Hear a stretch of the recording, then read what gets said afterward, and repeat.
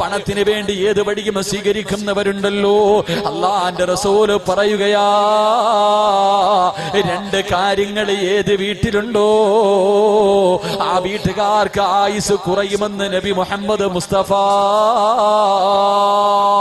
സല്ലല്ലാഹു അലൈഹി വസല്ലമ തങ്ങൾ പറയുകയാ. പാതിരാത്രി കടന്നു വന്ന് എന്റെ പ്രിയപ്പെട്ട ചെറുപ്പക്കാരോട്, എന്റെ പെങ്ങളോട്, പൊന്നുമോരെ, നിന്റെ വീടിനകത്തെങ്ങാണം ഈ പറയുന്ന രണ്ട് ദുശീലമുണ്ടെങ്കിൽ, ഈ പറയുന്ന രണ്ട് തെറ്റുകൾ നിന്റെ വീട്ടിലുണ്ടെങ്കിൽ തിരുത്തണേ ചെറുപ്പക്കാരാ. വാപ്പയോട് പറഞ്ഞു കൊടുക്കടേ പൊന്നുമോര്. എന്റെ പ്രിയമുള്ള പെങ്ങളോട്, നിന്റെ ഭർത്താവിനെങ്ങാണം ഈ സ്വഭാവമുണ്ടെങ്കിൽ കയ്യിൽ പിടിച്ചിട്ട് തിരുത്തി കൊടുക്കടേ. നിന്റെ ഭർത്താവിന് നീ തിരുത്തി കൊടുക്കാതെ കൂടെ നിന്നാ ചെറുപ്രായത്തിലെ നീ വിധവയാകുമെന്ന് നബി മുഹമ്മദ് മുസ്തഫ. മറക്കല്ലേ പെങ്ങളെ, പിഞ്ചു മക്കളെ യതീമീങ്ങളാക്കല്ലേ വാപ്പാ. ഈ രണ്ട് ദുശീലങ്ങൾ നിന്റെ ജീവിതത്തിലുണ്ടെങ്കിൽ മാറ്റിക്കോ. അള്ളാഹുവിന്റെ പ്രവാചകരോട് സഹാബത്ത് ചോദിക്കുന്നു, യാ റസൂലല്ലാഹ്, ആയുസ് കുറച്ച് കളയുന്ന ആ രണ്ട് തെറ്റേതാ നബിയേ? അള്ളാന്റെ റസൂല് പറഞ്ഞു കൊടുക്കുകയാണ്, ഹറാമായ സമ്പത്ത് ഏത് വീട്ടിലുണ്ടോ പൊന്നു വാപ്പാ, നീ നേരത്തെ പോകേണ്ടി വരുമെന്ന് നബി മുഹമ്മദ് മുസ്തഫ. അത് തിന്നാനുള്ള യോഗം നിനക്കില്ല. അത് തിന്നാൻ എന്റെ പ്രിയമുള്ളവര് പെട്ടെന്ന് പണമുണ്ടാക്കാ പലിശ കച്ചവടം നടത്തുന്നവരുണ്ടല്ലോ, മോഷണം നടത്തുന്നവരുണ്ടല്ലോ, വ്യഭിചാരശാലകൾ നടത്തുന്നവരുണ്ടല്ലോ, പിടിച്ചു പറിക്കുന്നവരുണ്ടല്ലോ. അല്ലാഹുവേ, കഞ്ചാവിന്റെ പടിയാടുന്ന ഏറ്റവും കൂടുതൽ പണം കിട്ടുന്ന വഴി എന്റെ പ്രിയമുള്ള ചെറുപ്പക്കാര്, അല്ലാഹുവേ, കൊട്ടേഷൻ എടുത്തിട്ട് നടത്തുന്നവരുണ്ടല്ലോ. എന്റെ പ്രിയമുള്ള ചെറുപ്പക്കാരാ, നിന്റെ ഭാര്യയെ വിധവയാക്കല്ലേ പൊന്നുപോര്. നീ നിന്റെ വാപ്പ, നിന്റെ മക്കളെ നിന്നെ ഉപ്പായെന്ന് വിളിക്കുന്നത് കേട്ട് കൊതി തീർന്നില്ലല്ലോ. ആ പിഞ്ചുമോനെ ഒറ്റക്കാക്കിയിട്ട് നിനക്ക് പെട്ടെന്ന് പോകേണ്ടി വരുമെന്ന്, പെട്ടെന്ന് പോകേണ്ടി വരുമെന്ന് നബി മുഹമ്മദ് മുസ്തഫ സല്ലല്ലാഹു അലൈഹി വസല്ലമ തങ്ങൾ പറഞ്ഞു തരികയാ. എല്ലാവർക്കും പണത്തിന്റെ പുറകെ കടന്നു ഓടുകയാ. എന്റെ പ്രിയമുള്ളവര്, ഈ നാട്ടിലെ ഏതെത്ര വലിയോ പണക്കാര് ജീവിച്ചിരുന്ന നാടാ. എത്രയോ കോടീശ്വരന്മാരുണ്ടായിരുന്നു. മരിച്ചുപോയപ്പോ എന്ത് കൊണ്ടുപോയി പൊന്നുപോര്? മരിച്ചുപോയപ്പോ എന്ത് കൊണ്ടുപോയി പൊന്നുപോര്?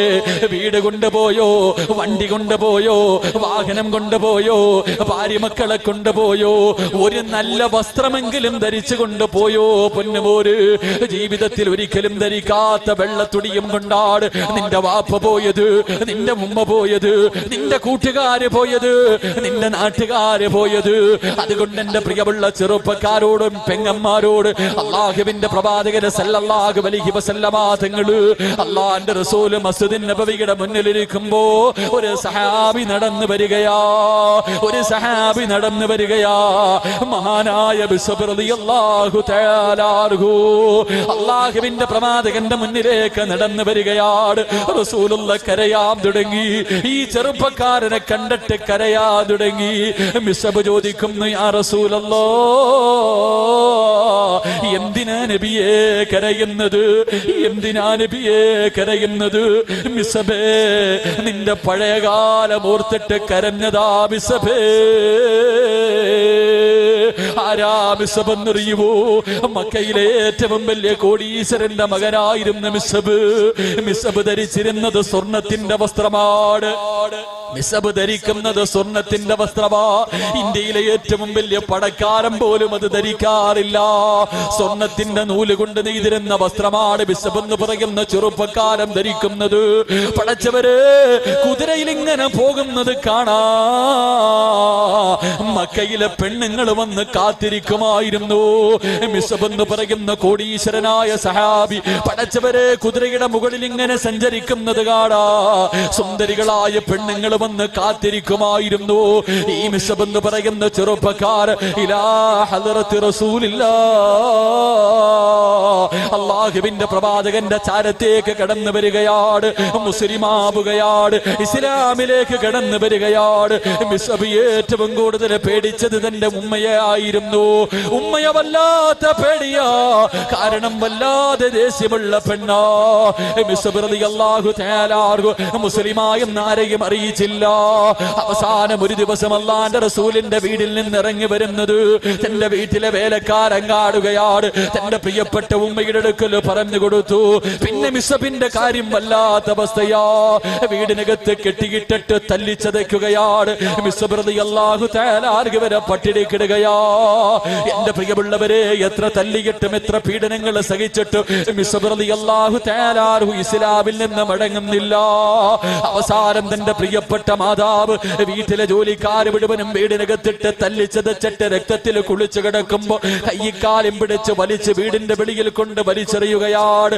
ഉമ്മ പറഞ്ഞവനെ വലിച്ച് വീടിന്റെ വെളിയിൽ കൊണ്ട് വലിച്ചെറിയാ. തന്റെ വീടിന്റെ വെളിയിൽ കൊണ്ട് വലിച്ചെറിയുമ്പോ മിസ്ബ് റളിയല്ലാഹു തആല എഴുന്നേൽക്കുകയാണ്.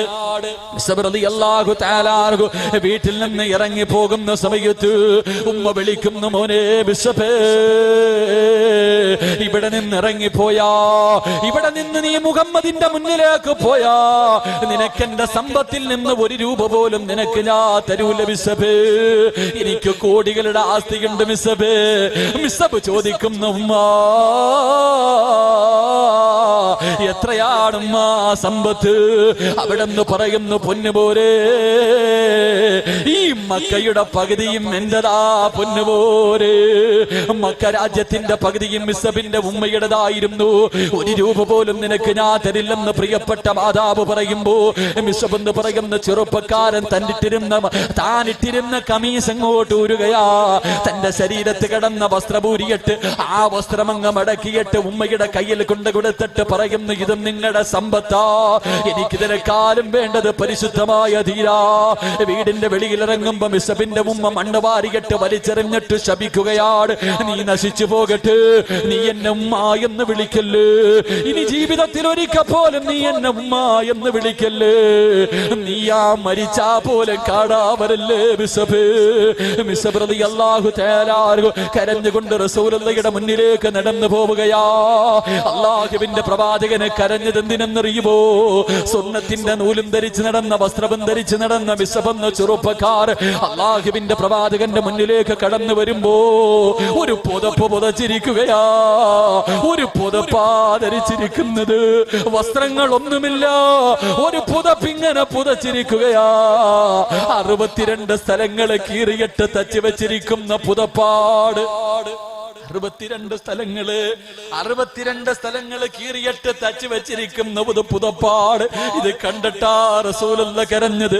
മിസ്ബിനോട് അല്ലാഹുവിന്റെ റസൂൽ ചോദിക്കുന്നു, മിസ്ബേ, എന്തേ മിസ്ബേ, ഇതെന്ത് കോലവാ മിസ്ബേ? അല്ലാഹുവിന്റെ റസൂലിനോട് ചിരിച്ചിട്ട് പറയുന്നു, യാ റസൂലല്ലാഹ്, ഓരോ സ്ഥലം കീറുമ്പോഴും എനിക്ക് സന്തോഷമാ നബിയേ. ഈ ഇട്ടിരിക്കുന്ന ഈ പുതപ്പിന്റെ ഓരോ സ്ഥലങ്ങൾ കീറുമ്പോഴും തയ്ക്കാൻ വല്ലാത്ത സന്തോഷവാ. ഇങ്ങനെ നടക്കുന്നത് എന്തിനെന്നറിയുമോ? മരിക്കുന്ന സമയത്ത് സ്വർഗം കണ്ടിട്ട് മരിക്കാരാ, സ്വർഗത്തിലെ വസ്ത്രം ധരിക്കാരാ. എന്റെ പ്രിയമുള്ളവരെ, അവസാന ഉഹദിന്റെ രണാങ്കണത്തിൽ യുദ്ധം കഴിഞ്ഞു. അല്ലാഹുവിന്റെ റസൂലിന്റെ മുന്നിലേക്ക് സഹാബത്ത് ഇങ്ങനെ മയ്യത്ത് കഫം പൊതിഞ്ഞു കൊണ്ടുവന്ന് വെക്കുകയാണ്. ആ സമയത്ത് നോക്കുമ്പോ ഒരു മയ്യത്ത് കയ്യിൽ പിടിച്ചുകൊണ്ട് സഹാബത്ത് കരഞ്ഞുകൊണ്ട് ഓടുകയാണ്. അല്ലാഹുവിന്റെ റസൂലിന്റെ മുന്നിലേക്ക് ഒരു ജനാസ എടുത്തുകൊണ്ട് ഓടി വരികയാണ്. സഹാബത്ത് മുഴുവനും കരയുകയാണ്. അല്ലാഹുവിന്റെ റസൂല് ചോദിക്കുന്നു, സഹാബ, എന്തിനാ കരയുന്നത്? ആരുടെ ജനാസയാ സഹാബ?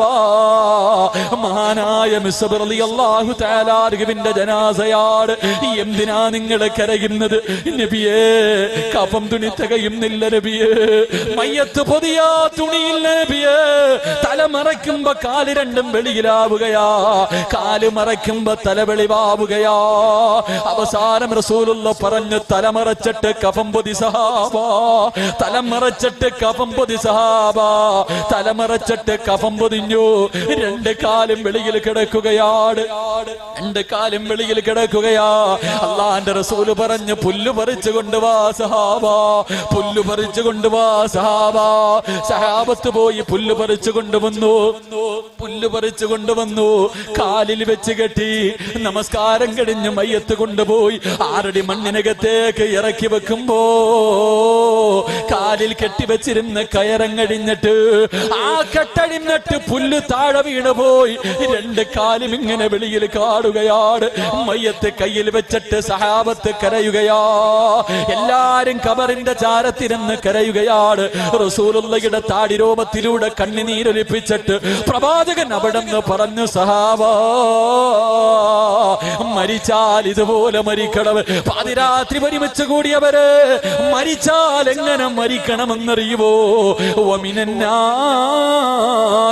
മയ്യസിരി നഫ്സഹു ബിത്തിഗാ മർളാത്തില്ലാഹ് വല്ലാഹു റഊഫുൻ ബിൽ ഇബാദ്. അല്ലാഹുവിന്റെ റസൂൽ പറഞ്ഞു, മരിച്ചാൽ ഇവരെ പോലെ മരിക്കണം. എല്ലാം പടച്ചവന് കൊടുത്തിട്ട് പകരം സ്വർഗം വാങ്ങിയിട്ട് ആ സ്വർഗം കണ്ടിട്ടാണ് ബിസബ് മരിച്ചതെന്ന് ചരിത്രം പഠിപ്പിക്കുമ്പോ പണത്തിന്റെ പുറകെ പോടല്ലേ, ഹറാമായ മാർഗത്തിലൂടെ സമ്പാദിക്കല്ലേ, നിന്റെ ആയുസ്സത് കുറച്ചു കളയുമെന്ന് നബി മുഹമ്മദ് മുസ്തഫ സല്ലല്ലാഹു അലൈഹി വസല്ലം. അല്ലാഹു ഈമാൻ നൽകി അനുഗ്രഹിക്കുമാറാകട്ടെ. ഈ ഉംറയ്ക്ക് പോയപ്പോ എനിക്കൊരു അനുഭവം ഉണ്ടായി. ഈ ഉംറയ്ക്ക് പോയപ്പോ 265 പേരുണ്ടായിരുന്നു ഞങ്ങളുടെ ഗ്രൂപ്പിൽ. എന്റെ പ്രിയമുള്ളവരെ, മക്കയിൽ നിന്ന് മദീനയിലേക്ക് പോകുമ്പോൾ ലഗേജുകൾ മുഴുവനും വണ്ടി കയറ്റി വെച്ചു. പക്ഷേ മദീനത്ത് ചെന്നപ്പോ എല്ലാവരുടെ ലഗേജും കിട്ടി. 2 പെണ്ണുങ്ങളുടെ ലഗേജ് എവിടെ പോയെന്നറിയില്ല. 2 സഹോദരിമാരുടെ ലഗേജ്. എല്ലാവരും മദീനയിൽ അല്ലാഹുവിന്റെ റസൂലിന്റെ റൗള കാണാൻ പോകാൻ എല്ലാവരും നല്ല വസ്ത്രം ധരിക്കുക. ഈ പാപങ്ങളുടെ കയ്യിൽ ഒന്നുമില്ല, ഒരു ജോഡി വസ്ത്രം പോലും ഇല്ല. എവിടെ പോയെന്നറിയില്ല. എത്ര തെരഞ്ഞിട്ടും കിട്ടണില്ല. ഒരു ദിവസം തെരഞ്ഞു, 2 ദിവസം കഴിഞ്ഞ് ഇവരൊക്കെ വൈലന്റ് ആവാൻ തുടങ്ങി. ആ ഫ്ലാറ്റ് മുഴുവനും അഴിച്ചു പറക്കി. വന്ന ബസ്സിൽ വിളിച്ച് എല്ലായിടത്തും തിരിഞ്ഞു നോക്കി, ഒരു രക്ഷയില്ല. 2 പേരും പെണ്ണുങ്ങളാണ്. ആകെ വിഷമത്തിലായി. അങ്ങനെ 3-ാമത്തെ ദിവസം ഉഹദിന്റെ രണാങ്കണത്തിൽ മഹാനായ ഹംസ റളിയല്ലാഹു തആല അൻഹു സഹാബത്ത് ഉഹദിന്റെ രണാങ്കണത്തിൽ ഷഹീദായവരെ സിയാറത്തിന് പോയി. അവിടെ പോയി സിയാറത്ത് ചെയ്തപ്പോ എന്റെ മനസ്സിൽ പെട്ടെന്ന് ഓർമ്മ വന്നത് മിസ്അബ് റളിയല്ലാഹു തആല അൻഹു. പടച്ചവനെ കഫൻ തുണി പോലും തികയാതെ മയ്യത്തടക്കിയ സഹാബിയല്ലേ.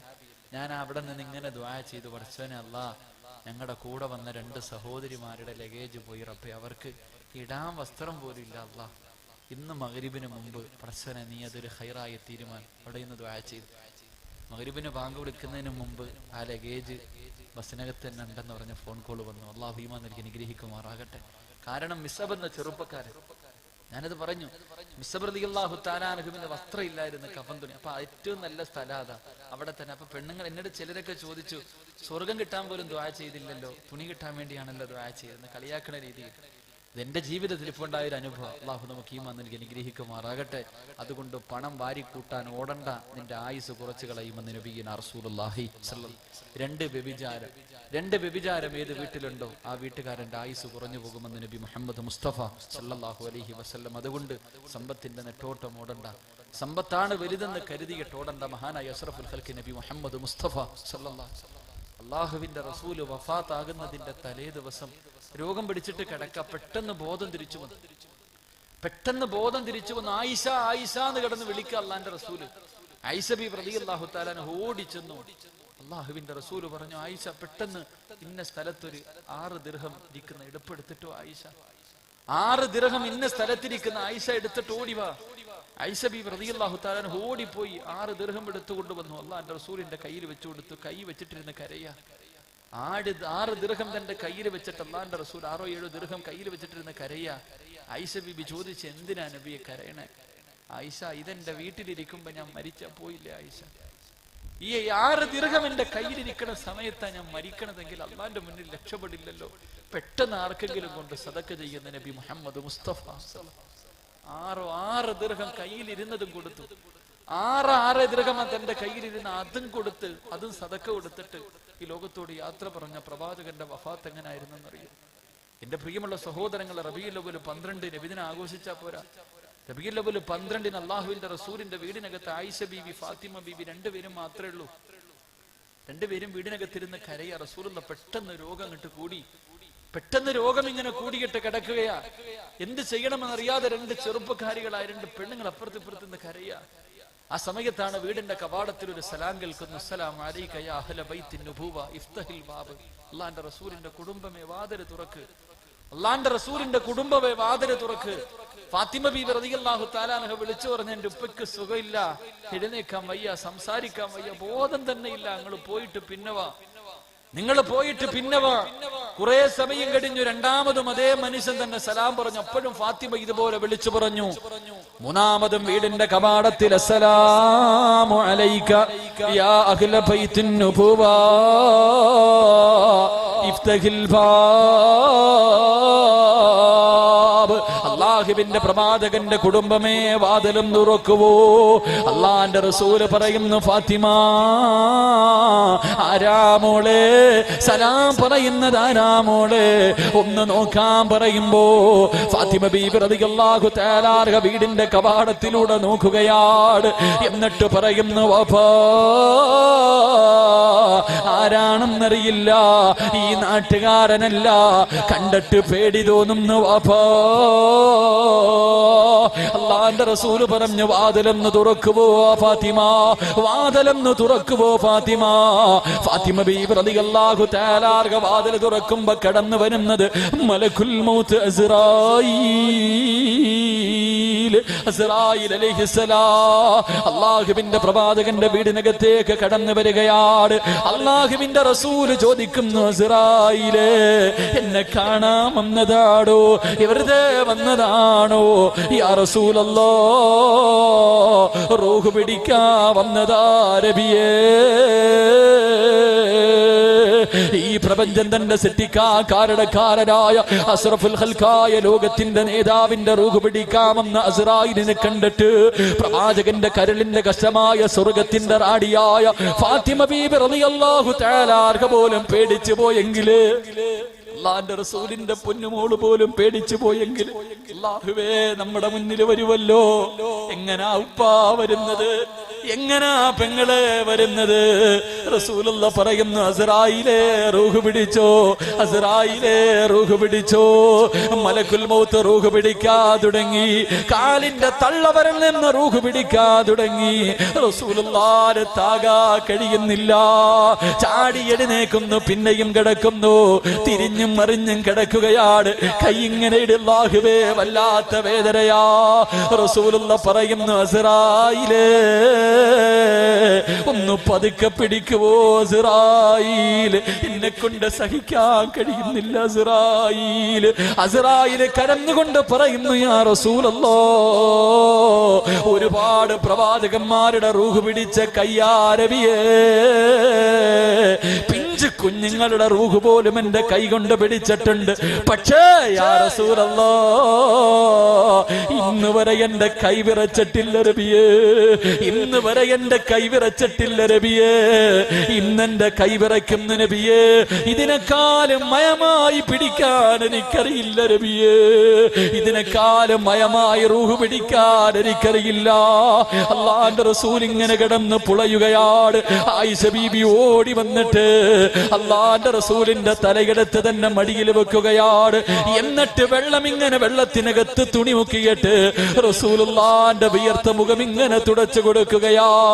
ഫാത്തിമ ബീവി കയ്യും കാലും ഇങ്ങനെ തടകി കൊടുക്കുകയാണ്. അല്ലാഹുവിന്റെ റസൂൽ എഴുന്നേൽക്കുന്നുണ്ട്, പിന്നെയും കിടക്കുകയാണ്. എന്റെ പ്രിയമുള്ള പെങ്ങളെ, അവസാനം അരവര റൂഹ് പിടിച്ചു. റസൂലുള്ളാഹി ആയിഷ ബീവിയുടെ മടിയിലാണ് റൂഹ് പിടിച്ചു കൊണ്ടിരിക്കുമ്പോ അല്ലാഹുവിന്റെ റസൂൽ 18 വയസ്സുള്ളതെന്റെ പ്രിയപ്പെട്ട ഭാര്യ, 18 വയസ്സാണെന്ന് ആയിഷ ബീവിക്ക്. അല്ലാഹുവേ, ആ 18 വയസ്സുള്ള പെണ്ണിങ്ങനെ റസൂലുള്ളാഹിന്റെ വിയർപ്പിങ്ങനെ തുടച്ചു കൊടുക്കുമ്പോ ആയിഷ ബീവിയുടെ മുഖത്ത് നോക്കിയിട്ട് അല്ലാഹുവിന്റെ റസൂല് പറയുന്നു, ആയിഷ ഇന്നലിൽ മൗതി ലസകറാ. പെങ്ങളെ, പ്രസവ വേദനയല്ല പെങ്ങളെ, പ്രസവ വേദനയല്ല പൊന്നുമോളെ, മരണത്തിന് വല്ലാത്ത വേദനയായിഷ. ആയിഷ പ്രസവിച്ചിട്ടില്ല. ആയിഷ ബീവി പ്രസവ വേദന അറിഞ്ഞിട്ടില്ല. അല്ലാഹുവിന്റെ റസൂൽ പറയുന്നു, തയ്യാറെടുക്കണേ ആയിഷ, മരണവേദന കുറച്ചു തരാൻ പടച്ചവരോട് നീ എപ്പോഴും ദുആ ചെയ്യണേ എന്ന് പറഞ്ഞു കൊടുക്കുമ്പോ 18 വയസ്സുകാരി തന്റെ പ്രിയപ്പെട്ട ഭർത്താവിന്റെ മുഖം ഇങ്ങനെ തുടച്ചു കൊടുക്കുകയാണ്. റൂഹ് പിടിച്ചരയുടെ ഭാഗമെത്തി. അല്ലാഹുവിന്റെ റസൂൽ ഇങ്ങനെ എഴുന്നേറ്റിട്ട് ആയിഷ ബീവിയുടെ നെഞ്ചിൽ ഇങ്ങനെ തലവച്ചിരിക്കുകയാ. അല്ലാഹുവിന്റെ റസൂൽ ഇങ്ങനെ തന്റെ പ്രിയപ്പെട്ട ഭാര്യയുടെ നെഞ്ചിൽ ഇങ്ങനെ തലവച്ചിരിക്കുകയാ. ആ സമയത്താണ് അബ്ദുറഹ്മാൻ എന്ന് പറയുന്ന സഹാബി കടന്നു വരുന്നത്. ആയിഷ ബീവിയുടെ കൂടെ പുറപ്പാട് വീടിനകത്തേക്ക് കയറി വരികയാണ്. റസൂലുള്ളാഹി ആയിഷ ബീവിയുടെ നെഞ്ചത്തിങ്ങനെ ഇരുന്നിട്ട് ആ ചെറുപ്പക്കാരനായ സഹാബിയുടെ കയ്യിലേക്ക് നോക്കുകയാ. ഒരു മിസ്വാക്ക് ഇരിപ്പുണ്ട്. ആയിഷ ബീവിക്ക് മനസ്സിലായി, അല്ലാഹുവിന്റെ റസൂല് നോക്കുന്നത് എന്തിനാണ്, തന്റെ ഭർത്താവ് നോക്കുന്നത് എന്തിനാണെന്ന് 18 വയസ്സുള്ള ഭാര്യക്ക് തിരിഞ്ഞു. പെങ്ങളെ നിനക്ക് തിരിയുമോ, പൊന്നുമോളെ നിനക്ക് തിരിയുമോ? അല്ലാഹുവിന്റെ പ്രവാചകന് സല്ലല്ലാഹു അലൈഹി വസല്ലമ തങ്ങൾ തന്റെ പ്രിയപ്പെട്ട ഭാര്യക്ക് മനസ്സിലായി. ആ മിസ്വാക്ക് വാങ്ങിയിട്ട് റസൂലുള്ളാഹിയുടെ കയ്യിൽ വെച്ച് കൊടുത്തു. പക്ഷേ പ്രവാചകന്റെ കൈ ചലിക്കുന്നില്ല. സ്വന്തമായിട്ട് പല്ല് തേക്കാൻ കഴിയുന്നില്ല. അവസാനം ആയിഷ ബീവി റളിയല്ലാഹു തആല ആ മിസ്വാക്ക് എടുത്തിട്ട് തന്റെ പല്ലിൽ ഇങ്ങനെ വെച്ചിട്ട് ചവയ്ക്കുകയാ. ആയിഷ ബീവി തന്റെ പല്ലിൽ ഇങ്ങനെ ചേർത്ത് വെച്ചിട്ട് അല്ലാഹുവേ ആ മിസ്വാക്ക് ഇങ്ങനെ ചവയ്ക്കുകയാണ്. എന്നിട്ട് ഉമ്മ തന്റെ കുഞ്ഞിന്റെ പല്ല് തേച്ച് കൊടുക്കുന്നത് പോലെ ലോകത്തിന്റെ നേതാവിനെ, തന്റെ പ്രിയപ്പെട്ട ഭർത്താവിനെ തന്റെ മാറിടത്തിൽ ഇങ്ങനെ ചേർത്ത് പിടിച്ചിട്ട് മഹദി ആയിഷ അല്ലാഹുവിന്റെ റസൂലിന്റെ പല്ല് തേച്ച് കൊടുക്കുകയാ. എന്റെ പ്രിയമുള്ളവരെ, റൂഹ് ഇങ്ങനെ പിടിച്ചുകൊണ്ടിരിക്കുമ്പോ അതാ മഹാനായ ഉസാമ അല്ലാഹുവിന്റെ റസൂലിന്റെ വളർത്തു മകനാ, അല്ലാഹുവിന്റെ പ്രവാചകന്റെ വളർത്തു മകനായ ഉസാമ റളിയല്ലാഹു തആല വീട്ടിലേക്ക് കേറി വരികയാ. വീടിനകത്തേക്ക് കേറി വരികയാ. ആ സമയത്ത് റസൂലുള്ളാഹിയുടെ കൈ ചലിക്കുകയാണ്. അല്ലാഹുവിന്റെ റസൂലിന്റെ കൈ ചലിക്കുകയാണ്. മിസ്വാക്ക് ചെയ്യാൻ പോലും ഉയരാത്ത കൈ ഇങ്ങനെ ചലിക്കുകയാ. അല്ലാഹുവിന്റെ റസൂല് 2 കൈയും ഇങ്ങനെ ചെറുതായിട്ട് ഉയർത്തിയിട്ട് തന്റെ വളർത്തു മകനോട് ഇങ്ങനെ ആംഗ്യം കാണിക്കുന്ന ഉസാമ, എനിക്ക് വേണ്ടിയൊന്ന് ദുആ ചെയ്യൂ ഉസാമോ. അല്ലാഹുവിന്റെ മരണവേദന കുറച്ചു തരാൻ അല്ലാഹു എന്നോടൊന്ന് കരുണ കാണിക്കാ, ദുആ ചെയ്യണേ എന്ന് റസൂലുള്ളാഹി ആംഗ്യം കാണിച്ചു പോയെങ്കിൽ പാതിരാത്രി ഒരുമിച്ച് കൂടിയവരെ എപ്പോഴെവിടെ വെച്ചാണെന്നറിയില്ല. വഅദിന്റെ സദസ്സിലാണോ, പിരിയുന്ന വഴിയിലാണോ, കിടന്നുറങ്ങുന്ന വീട്ടിലാണോ, എവിടെ വെച്ചാണെന്നറിയില്ല, എപ്പോഴാ വരുന്നതെന്നറിയില്ല. നമ്മുടെ മരണം എങ്ങനെയാണെന്നൊന്ന് ചിന്തിച്ചിട്ടുണ്ടോ? മലക്കുൽ മൗത്തിന്റെ രൂപം എങ്ങനെയാണെന്ന് ചിന്തിച്ചിട്ടുണ്ടോ? മരണവേദന സഹിക്കാൻ കഴിയാതെ മലമൂത്ര വിസർജനം നടത്തിയിട്ട് മരിക്കുന്ന എത്രയോ മയ്യത്ത് കുളിപ്പിച്ചവരാ. എന്റെ പ്രിയമുള്ളവരെ, നമ്മൾ എത്ര വലിയ പാവികളാണ്. രാവിലെ കണ്ണ് തുറന്നത് മുതൽ ഇന്നത്തെ ഈ സമയം വരെ കണ്ണുകൊണ്ട് കണ്ടത് മുഴുവനും പാപമാണ്, ചെവി കൊണ്ട് കേട്ടത് മുഴുവനും പാപമാണ്, നാവ് കൊണ്ട് പറഞ്ഞത് മുഴുവനും പാപമാണ്, കൈകൊണ്ട് പിടിച്ചത് മുഴുവനും പാപമാണ്, കാലുകൊണ്ട് നടന്നത് മുഴുവനും പാപത്തിലേക്കാണ്, ഹൃദയം കൊണ്ട് ചിന്തിക്കുന്നത് പോലും പാപമാണ്. ഓരോ ദിവസവും കോടാരി കോടി അപരാധം ചെയ്ത കൊടുംപാവികളായ ഞാനും നിങ്ങളും ഇന്ന് രാത്രിയാണ് മരിച്ചു പോകുന്നതെങ്കിൽ എന്റെ പ്രിയമുള്ളവരെ, നമ്മുടെ മരണത്തെ കുറിച്ചൊന്ന് ചിന്തിക്കടേ, നമ്മുടെ മരണവേദനയെ കുറിച്ചൊന്ന് ചിന്തിക്കടേ. അർഹമുറഹീമായ അല്ലാഹ്, കരുണയുള്ള റബ്ബേ, നീ ഞങ്ങളുടെ മരണം എളുപ്പമാക്കടേ അല്ലോ. ഞങ്ങളുടെ മരണവേദന നീ കുറച്ചു തരടേ അല്ലോ. കിടന്ന് കിടപ്പിൽ കിടന്ന് മരണവേദന സഹിക്കാൻ കഴിയാതെ മലമൂത്ര വിസർജനം നടത്തിയിട്ട് മരിക്കേണ്ട ഗതികേട് ഞങ്ങൾക്ക് തരല്ലേ റബ്ബേ. ശുദ്ധമായ ഖുർആൻ പറയുകയാണ്, 2 അല്ലാഹു ഇഷ്ടപ്പെട്ടവർക്ക് അല്ലാഹു കൊടുക്കുന്ന 6 പരീക്ഷണങ്ങൾ. 2ാമത്തെ പരീക്ഷണം വൽജൂ, അല്ലാഹു വിശപ്പ് കൊടുത്ത് പരീക്ഷിക്കുകയാണ്. അള്ളാഹു പട്ടിണി കൊടുക്കുകയാണ്, അള്ളാഹു പട്ടിണി കൊടുക്കുകയാ. എന്റെ പ്രിയമുള്ളവരെ, ലോകത്തെ ഏറ്റവും കൂടുതൽ പട്ടിണി കിടന്നത് ആരാണ്? ഈ പ്രപഞ്ചത്തിൽ നമ്മളാരുമല്ല പട്ടിണി കിടന്നത്. ഈ ലോകത്തെ ഏറ്റവും കൂടുതൽ പട്ടിണി കിടന്നത് മഹാനായ നബി മുഹമ്മദ് മുസ്തഫ സല്ലല്ലാഹു അലൈഹി വസല്ലമ തങ്ങളായിരുന്നു. മുസ്ലിമായതിന്റെ പേരിൽ അള്ളാഹുവിന്റെ പ്രവാചകനെയും തന്റെ അനുചരന്മാരെയും ശൈബ് അബീ താലിബ് എന്ന് പറയുന്ന മലഞ്ചരിവില് അള്ളാഹുവിന്റെ റസൂല് സഹാബത്ത് അവിടെ പട്ടിണി കിടന്നത് 3 വർഷമായിരുന്നല്ലോ. 3 കൊല്ലമാണ് പട്ടിണി കിടന്നത്. അവസാനം തിന്നാന് ഭക്ഷണമില്ലാതെ പച്ചില പറിച്ചിട്ട് തിന്നുകയാണ്. നമ്മുടെ വീട്ടിലെ ആടുണ്ടല്ലോ, ഇല തിന്നിട്ട് ആട് കാശിക്കുന്നത് പോലെ അള്ളാഹുവിന്റെ പ്രവാചകനും അനുചരന്മാരും ആട് കാശിക്കുന്നത് പോലെ, മൃഗങ്ങള് കാശിക്കുന്നത് പോലെ കാശിക്കുകയാ. എന്റെ പ്രിയമുള്ളവരെ, സഹാബത്ത് പറയുന്നുണ്ട്, ഇലയുടെ മുകളിലൂടെ നടന്നു പോയ പുഴുക്കളുണ്ടല്ലോ, ഇലയുടെ മുകളിലൂടെ നടന്നുപോയ പുഴുക്കളെ പോലും വിശപ്പ് കാരണം ഞങ്ങളടുത്ത് കടിച്ചു എന്ന് ചരിത്രം പഠിപ്പിക്കുമ്പോ, എന്റെ പ്രിയമുള്ളവരെ, പട്ടിണി എന്ന് പറഞ്ഞാൽ ഇതാണ്. ഇത് അള്ളാന്റെ റസൂല് ഇസ്ലാമിന്റെ പ്രബോധനം തുടങ്ങിയ കാലത്താണെങ്കിൽ റസൂലുള്ള വഫാത്താകുന്ന 63-ാമത്തെ വയസ്സിലാ. 63-ാമത്തെ വയസ്സിൽ ലോകത്തോട് വിട പറയുന്ന പ്രവാചകര് റബീഉൽ അവ്വൽ 12-നാണ് വിട പറഞ്ഞത്. ആ വിട പറയുന്നതിന്റെ 11-ാമത്തെ ദിവസമുണ്ടല്ലോ, റബീഉൽ അവ്വൽ 11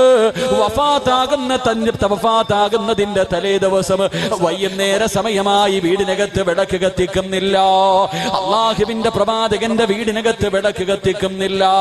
അള്ളാന്റെ റസൂല് രോഗം പിടിച്ച് കിടക്കുകയാണ്. അവിടെന്ന് ചോദിക്കുന്നു, ആയിഷ എന്തേ വിളക്ക് കത്തിക്കാത്തത്? ആയിഷ ബീബി മാറി നിന്ന് കരയുകയാണ്. കാരണം വിളക്കിനകത്ത് ഒഴിക്കാനുള്ള എണ്ണയില്ല. അള്ളാന്റെ റസൂല് വഫാത്താകുന്നതിന്റെ തലേ ദിവസം റസൂലുള്ളാഹിയുടെ വീടിനകത്ത് വിളക്കിലൊഴിക്കാനുള്ള എണ്ണയില്ല. മാറി നിന്ന് കരയുകയാ. അള്ളാഹുവിന്റെ പ്രവാചകരോട് എണ്ണയില്ലെന്ന് പറഞ്ഞ റസൂലുള്ളാഹിയുടെ മനസ്സ് വേദനിക്കുമെന്ന് കരുതിയിട്ട് ആയിഷ ബീബി നിന്ന് കരയുകയാണ്. വീടിനകത്ത് വല്ലാത്ത ഇരുള് വന്നു. അവിടെന്ന് ചോദിച്ചു, ആയിഷ എന്തേ വിളക്ക് കത്തിക്കാത്തത്? എന്തേ വിളക്ക് കത്തിക്കാത്തത്? റസൂലുള്ളാഹിയുടെ കയ്യിൽ പിടിച്ചിട്ട് കരഞ്ഞുകൊണ്ട് ആയിഷ ബീബി പറയുന്നു, യാ റസൂലല്ലാഹ്, എണ്ണയില്ല നബിയേ, വിളക്കിലൊഴിക്കാനുള്ള എണ്ണയില്ല നബിയേ.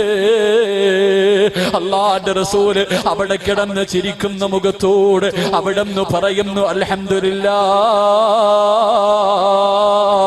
തന്റെ വീടിനകത്ത് വിളക്കിനകത്ത് ഒഴിക്കാനുള്ള എണ്ണ പോലും ഇല്ലെന്ന് പറയുമ്പോ, എന്റെ പ്രിയമുള്ളവരെ, അള്ളാന്റെ റസൂല് പറയുന്നത് അൽഹംദുലില്ലാഹ്, അത്രയ്ക്ക് പട്ടിണിയായിരുന്നു.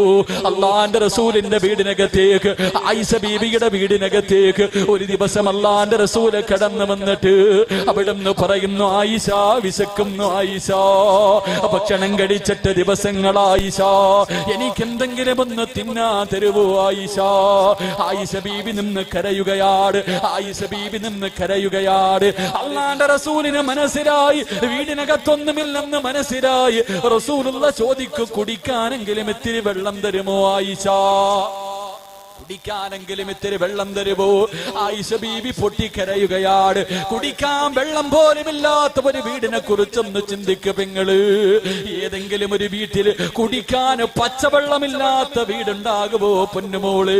ആയിഷ ബീബി കരയുന്നത് കണ്ടപ്പോ അള്ളാന്റെ റസൂല് തന്റെ പ്രിയപ്പെട്ട ഭാര്യയെ കെട്ടിപ്പിടിച്ചിട്ട് അവിടെന്ന് പറയുന്നു, കരയല്ലേ ആയിഷ, ഇന്ന് ഞാൻ നോമ്പ് പിടിച്ചു കൊള്ളാം ആയിഷ.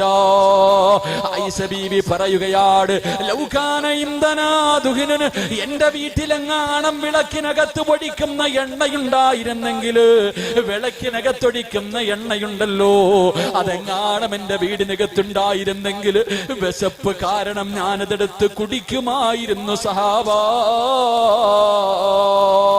കുടിക്കാര് പച്ചവെള്ളം പോലും ഇല്ലാത്ത വീടിനെ കുറിച്ചൊന്ന് ചിന്തിക്കട്. അള്ളാഹുവിന്റെ പ്രവാചകനുണ്ടല്ലോ. എന്റെ പ്രിയമുള്ളവരെ, റസൂലുള്ളാഹിന്റെ കുടുംബത്തിന്റെ അവസ്ഥ എന്തെന്നറിയുമോ? ഒരു നേരം പോലും പട്ടിണി കിടക്കാൻ കഴിവില്ലാത്തവരല്ലേ നമ്മള്. പട്ടിണിയെ കുറിച്ച് എല്ലാവരും പറയും, റസൂലുള്ളാഹിയും സഹാബത്തും വയറ്റത്ത് കല്ല് വെച്ച് കെട്ടിക്കിട്ട് നടന്നെന്ന് പറഞ്ഞോ. നമ്മുടെ മക്കള് ചോദിക്കും, കല്ല് കെട്ടി വെച്ചാ വിശപ്പ് മാറുമോ? ഇത്രക്കൊക്കെ പട്ടിണി ഉണ്ടാകുമോ? എന്റെ പ്രിയമുള്ളവരെ, പട്ടിണി എന്ന് പറഞ്ഞാൽ എന്തെന്നറിയുമോ? അള്ളാന്റെ റസൂൽ ഒരു ദിവസം പള്ളിയിലേക്ക് നടന്നു വരികയോ. തന്റെ പ്രിയപ്പെട്ട പൊന്നുമോള് ഫാത്തിമ ബീബി റളിയല്ലാഹു തആല അൻഹയുടെ വീടിന്റെ മുന്നിലൂടെ റസൂലുള്ള പള്ളിയിലേക്ക് നടന്നു വരുമ്പോ ഫാത്തിമയുടെ വീടിനകത്ത് വല്ലാത്ത കരച്ചലാട്. ഹസൻ ഹുസൈൻ റളിയല്ലാഹു തആല അൻഹുമാ രണ്ടുപേരും വീടിനകത്ത് കിടന്ന് വല്ലാത്ത കരച്ചലാട്. റസൂലുള്ള വീട്ടിലേക്ക് കയറിയിട്ട് അവിടെന്ന് പറയുന്നു, മോളെ ഫാത്തിമ, മക്കൾക്ക് പാല് കൊടുക്ക് പൊന്നുമോള്, മക്കൾക്ക് പാല് കൊടുക്ക് പൊന്നുമോള്. പാല് കിട്ടാതെ രണ്ട് മക്കളും കിടന്ന് കരയുകയാണ്. അള്ളാഹുവിന്റെ പ്രവാചകര് പള്ളിയിൽ വന്ന് നിസ്കാരം കഴിഞ്ഞു. സഹാബത്തിനോട് നസീഹത്ത് നടത്തുകയാ. അപ്പോഴും വീടിനകത്ത് വല്ലാത്ത കരച്ചലാ. റസൂലുള്ള വിളിച്ചു പറഞ്ഞു, ഫാത്തിമ, മക്കൾക്ക് പാല് കൊടുക്ക് ഫാത്തിമ. കരച്ചല് തീരുന്നില്ല. മൂന്നാമതും വിളിച്ചു പറഞ്ഞു, കരച്ചില് തീരുന്നില്ല. റസൂലുള്ളാഹിന് ദേഷ്യം തോന്നി. പെട്ടെന്ന് സഹാബത്തിന്റെ ഇടയിൽ നിന്നിറങ്ങിയിട്ട് വീട്ടിലേക്ക് കടന്നു ചെല്ലുകയാ. എന്നിട്ട് ചോദിക്കുന്നു, ഫാത്തിമ, ഇത്ര കരുണയില്ലാതെ പോയോ ഫാത്തിമ? നിന്റെ പൊന്നു മക്കള് കിടന്ന് വിശന്ന് കരയുമ്പോ ഒന്ന് പാല് കൊടുക്കാനുള്ള മനസ്സ് പോലും നിനക്കില്ലാതെ പോയോ?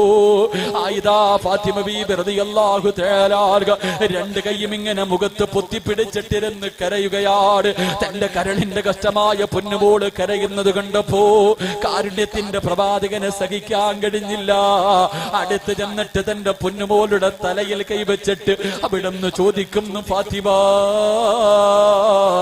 എന്തേ പൊന്നുമോളെ കരയുന്നത്? ഇത് സീരിയലിന്റെ കഥയല്ല, ഏതെങ്കിലും ഒരു സിനിമയുടെ കഥയല്ല. അള്ളാന്റെ റസൂലിന്റെ പൊന്നുമോളുടെ വീടിന്റെ അവസ്ഥയാ. എന്തേ ഫാത്തിമ മക്കൾക്ക് പാല് കൊടുക്കാത്തതുണ്ട് ഫാത്തിമ? ഫാത്തിമ ബീബി കരഞ്ഞുകൊണ്ട് പറയുന്നു, വാപ്പാ, ഭക്ഷണം കഴിച്ചിട്ട് ദിവസങ്ങളായുപ്പാ, ഭക്ഷണം കഴിച്ചിട്ട് ദിവസങ്ങളായുപ്പാ. എന്റെ മക്കൾക്ക് ഞാൻ പാല് കൊടുക്കുമ്പോ എന്റെ മാറിടത്തിലൂടെ പാലിന് പകരം രക്തം വരുന്നു വാപ്പാ. അല്ലാഹുവേ, പട്ടിണി കിടന്ന് പച്ചവെള്ളം കുടിച്ചിട്ട് അവസാനം അതുമില്ലാതെ പടച്ചവരെ പാല് പറ്റിയിട്ട് മാറിടത്തിലൂടെ രക്തമൊലിപ്പിച്ചുകൊണ്ട് പൊന്നുമോളൊരു വാപ്പയോട് പറയുമ്പോ റസൂലുള്ളാഹിന്റെ കണ്ണ് നിറയുകയാ. രണ്ട് പിഞ്ചമക്കള് പട്ടിണി കിടന്ന് കരയുന്നു. തന്റെ പൊന്നുമോള് മാറിടത്തിലൂടെ രക്തമൊലിപ്പിച്ചു കൊണ്ടിരിക്കുകയാ. അള്ളാന്റെ റസൂലിന്റെ താടിരോമം നിറയ്ക്കാൻ തുടങ്ങി, കണ്ണുനീരൊലിക്കാൻ തുടങ്ങി. വീടിനകത്ത് നിന്നിറങ്ങുകയാ. ഒരു വാപ്പയാണല്ലോ റസൂലുള്ളാഹി വീടിനകത്ത് നിന്നിറങ്ങുകയാണ്. മരുഭൂമിയിലൂടെ നടക്കുകയാണ്. ഒരുപാട് ദൂരം നടന്നു. അവസാനം ഒരു അറാബിയുടെ ഈന്തപ്പന തോട്ടത്തിലേക്ക് കടന്നു ചെല്ലുകയാണ്. അറാബിക്കറിയില്ല ഈ വരുന്നത് ലോകത്തിന്റെ നേതാവാണെന്ന മനുഷ്യനറിയില്ല. അത്രയും ദൂരം അല്ലാന്റെ റസൂല് കരഞ്ഞുകൊണ്ട് നടക്കുകയാണ്.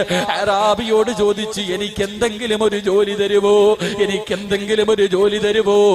അറാബി പറയുകയാ, ഈ കാണുന്ന കിണറ്റിൽ നിന്ന് ഒരു തൊട്ടി വെള്ളം കോരിയിട്ട് എന്റെ ഈന്തപ്പന മരങ്ങള് നനച്ചാ 3 കാരക്ക ഞാൻ കൂലി തരാ. ഒരു തൊട്ടി വെള്ളത്തിന് പകരം 3 കാരക്ക തരാ. അള്ളാന്റെ റസൂലിന് വല്ലാത്ത സന്തോഷമായി തൊട്ടിയും കൈരമെടുത്തുകൊണ്ട് കിണറ്റിന്റെ ചുവട്ടിലേക്ക് കടന്നു ചെന്നിട്ട് അള്ളാഹുവിന്റെ റസൂല് വെള്ളം കോരുകയാണ്. വെള്ളം കോരിയിട്ട് ഈന്തപ്പന മരങ്ങള് നനയ്ക്കുകയാണ്. 3 തൊട്ടി വെള്ളം കോരി, 4ാമത് വെള്ളം കോരാ. തൊട്ടിയെടുത്ത് കിണറ്റിലേക്കിടുമ്പോ സുബ്ഹാനല്ലാഹ്, കയറടിഞ്ഞിട്ട് തൊട്ടിക്കിണറ്റിൽ വീണുപോയി. കയറടിഞ്ഞിട്ട് തൊട്ടിക്കിണറ്റിൽ വീണുപോയി. അറാബിക്ക് ദേഷ്യം തോന്നി. തൊട്ടിക്കിണറ്റിലിട്ട ദേഷ്യം കാരണം ആ മനുഷ്യൻ അല്ലാഹുവിന്റെ റസൂലിന്റെ മുഖത്തടിക്കുകയാ. ലോകത്തിന്റെ നേതാവിന്റെ മുഖത്തെ കാഞ്ഞടിച്ചു. റസൂലുള്ള മിണ്ടിയില്ല, പ്രവാചകനെ ദേഷ്യപ്പെട്ടില്ല.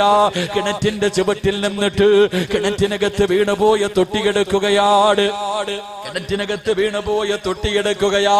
പ്രവാചകന് തൊട്ടിയെടുത്തിട്ട് അറാബിയുടെ കയ്യിൽ കൊണ്ടു കൊടുത്തിട്ട് ചോദിച്ച്, എന്റെ കൂലി എന്ന് തരുവോ? 3 തൊട്ടി വെള്ളം ഞാൻ കോരിയല്ലോ, എന്റെ കൂലി എന്ന് തരുവോ? അറാബി അത്ഭുതത്തോടെ നോക്കുകയാണ്. ഒന്ന് ദേഷ്യപ്പെടുന്നത് പോലുമില്ല.